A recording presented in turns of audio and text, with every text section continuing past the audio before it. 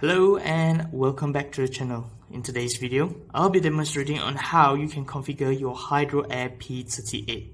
Let's get started. First, press mode once and you'll be at the main menu page. From the main menu list, we are able to tell that the P38 have one current output and two relays. The 4 to 20 mA output allows you to set the scale for the 4 to 20 current output for the main parameter. It comes together with an offset function to allow small value tweaking for the 4 to 20 mA. And as for relay A, it is very straightforward.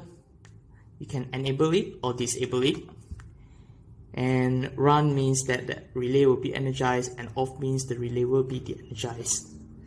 So for this case, the relay will be energized when the pH reaches 10, and it will continue pumping, say for instance, like maybe dosing acid, and it will dose until pH 4, and it will de-energize. Same goes for relay B.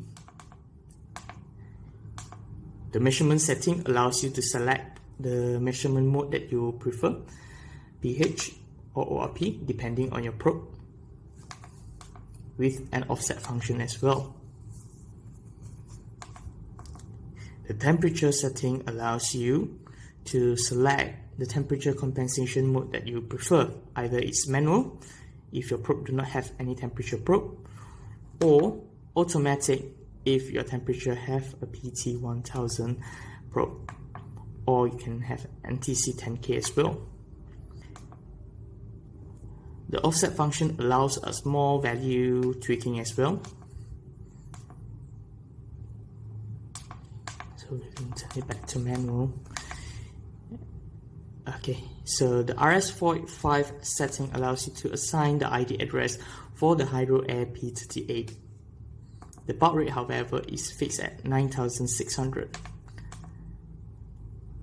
The simulator is a very useful function where you can use it during testing and commissioning to verify the reading of the 4 to 20 from your SCADA and PLC, or to test the relay function.